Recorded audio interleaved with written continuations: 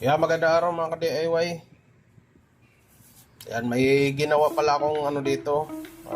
Ayan, schematic diagram. Ano to mga ka-DIY, para lang sa mga baguhan na sumusubok. Gayahin yung build ko, yung huling build ko, o di kaya yung mga nauna kong build.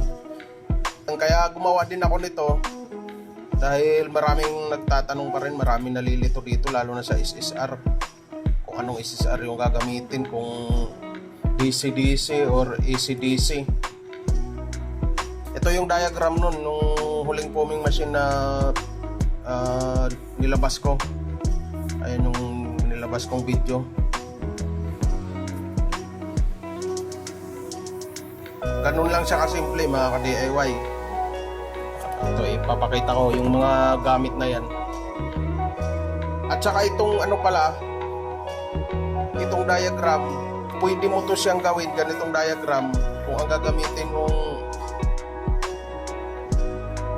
timer is 1, 2, 3, 2. Yan, yung ganito 1, 2, 3, 2. Yan, yung dati ko kasing build, ipapakita ko mamaya kung anong kaibahan nila.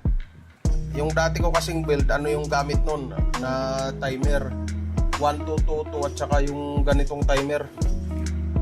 Ayan, yung ganito. Kaya may pagkakaiba talaga sila dun sa una kong video. Ayan, magkaiba sila. Kasi may yung pinakauna ko kasing ginawang foaming machine, ganito yung diagram nun. Yan, ilalagay ko sa description kung paano ginawa itong diagram at nagkaganito.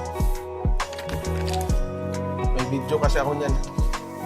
Tapos ito, pag 1, 2, 3, 2 na timer yung gagamitin nyo mga ka-DIY, yung SSR na gagamitin nyo,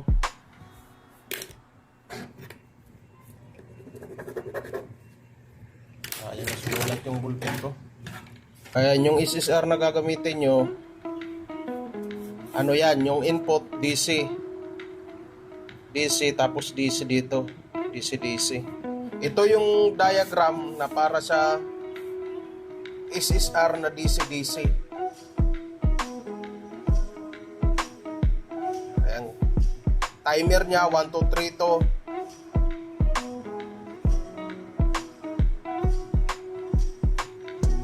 Kasi itong timer na 1, 2, 3 to, may output na to na 12 volts mga ka-DIY. Ayan, 12 volts. Kaya siya yung magsusupply dito sa SSR, papunta sa SSR. Kaya naging DC yung input, DC yung output. Ngayon, bakit DC yung output na gagamitin natin? Kasi yung load natin dito, yan, sabihin na lang natin, ito yung inflator, ito yung water pump. DC yan sila. DC, kaya DC rin yung output nya. Yan, kaya nagiging DC yung gamit na ano dito. Yan, ganun lang mga ka-DIY, ganun lang kasimple. At saka ito palang timer mga ka-DIY, ito pa, may nagtanong sa akin, di talaga mapagana. Tama yung wiring daw, tama yung wiring, di mapagana, DC yung gamit. Ito mga ka-DIY, sa totoo lang, itong wire na to, mali to. Nabanggit ko na to sa mga nakarang video nung, ito pala, nung gumawa ko ng content dito. Binanggit ko doon na ito, baliktad to. Baliktad yung pagkalagay nito. Kung susundin mo yung color coding, yung polarity nila, mali to, baliktad. Ito yung positive, yung itim, ito yung negative, yung pula. Ayan o. Yung positive, tapos yung negative yan, ground yan, oh. Kaya sa yung negative, ito yung ground kasi yan. Pero pagkalagay nila, ito yung positive yan, ito yung color. Kaya minsan hindi gumagana, pero yung mga nakapanood sa video ko na nung ginawang ko to ng content, malamang nalaman nila yun na ito yung positive talaga, ito yung negative. Yan, kaya yung sa drawing ko, Ayan, yan yung ginawa kong positive supply.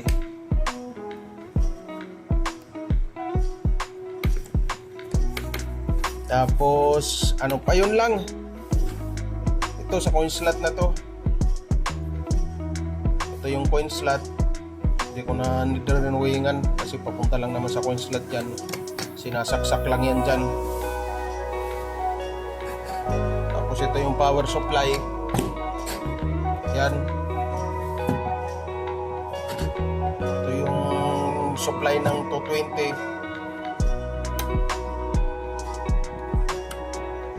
Dito. Pero checkin nyo pa rin mga ka-DIY. May ano naman yan. May nakalagay naman yan dyan.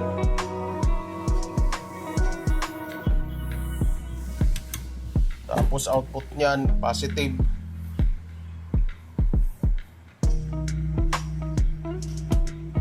Ganun lang yung ano nyan mga ka-DIY. Ayan pala, kaya may papunta dito na ano sa timer. Ayan, galing dito positive negative, tumakbo papunta dito. Para dito sa supply nya. Dito yung input ng supply. Positive negative. Tsaka ito palang power supply mga ka-DIY, pwede ito sa kahit AC output na transformer. Halimbawa, hindi ganito yung o gagamitin mo siya sa ibang ano project. O kung gagamitin mo siya sa ibang project, halimbawa hindi ganito yung power supply mo, mapapagana mo to kahit yung transformer ni Alan na ano na 12 volts yung output AC. Pwede yan dito. Pwede i-supply. Pwede rin yung ganito na ano DC. Yan ang kagandahan nitong 1, 2, 3 na timer. Yan lang. DIY, tsaka ang bilis lang nito adjust ng oras. Yan, plus minus lang yan. Ganun lang. Yan mga DIY, bali sinare ko lang to dahil may nalilito dito sa SSR. Sa ganitong diagram, ulitin ko, DC-DC yung ano nito. DC-DC. Kaya naging DC-DC, DC yung input, DC yung load. Ayan. DC yan. Tapos, ano pang uli ko nabanggit dito? Ano lang kasi to diretsuhan lang to. Wala nang script. Kung ano lang maalala ko dito. Ayan, simple lang yung wiring. Positive. Yung isang positive, ano na lang natin dito.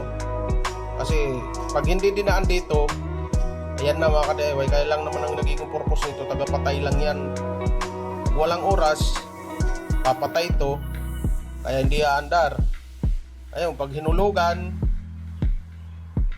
sasara, yan, may symbol na ganyan. Sa relay yan, isang ganyan. Ayan, sasara, pag nagulog, sasara, aandar. Kaya yung negative, diretso lang yan. Yan, negative, diretso lang sa kanila. Diretso lang yan sa motor natin. Diretso lang yan. Ganun lang kasimple yan mga ka-DIY. Tapos ito, kaya naman dito, ulitin ko lang to pero meron na akong video nito. Kaya naman naging AC-DC yung ano dito, ginamit kong SSR. Dahil dito ako kumuha ng supply ng SSR sa AC mismo. Ayan o. Ayan, sa diagram natin, ito yung 220. Ayan, dito ako kumuha, nilagay ko. Kasi itong timer na to, yung ganitong timer, yung pinapadaan ditong, pwede 12 volts yung ipadaan, pwede 220. Yan. Ganyan lang. Kaya ko naman dito ako kumuha para hindi na madagdagan yung load ng power supply. Kaya sa 220 ako kumuha. Ayan mga ka-DIY. Yan. Ito kasi pwede 220 yung ipadaan dito. Pwede 12 volts. Kaya ang nangyari dito, AC-DC. Ayan, dahil DC nga yung load. Ayan, kaya DC yung sa output. Ganun yung mga DIY, kaya siya kaya ganun yung diagram ko magkaiba. Ito, kung tutuusin ito, pwede rin naman lagyan to ng, pwede rin naman 12 volts yung ginamit ko dito, DC na ano, na SSR. Kaso dito ako kukuha ng power nun. Dito mag-iiba rin yung ano nun, mag-iiba rin yung diagram. Mag-iiba. Dito rin kukuha yun. Ipapadaan dito sa black at saka brown.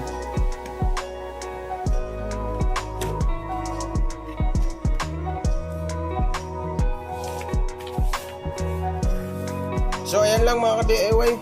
Hindi ko na pahabain. Importante ito lang, lalo na itong bagong ano ko, yung huling build ko. Ito lang yung diagram niya mga ka-DIY, ano. Screenshot nyo na lang pag ano, para makita nyo. Ganyan lang yung ano niya, ganyan lang yung schematic diagram niya. Ayan, okay na mga ka-DIY.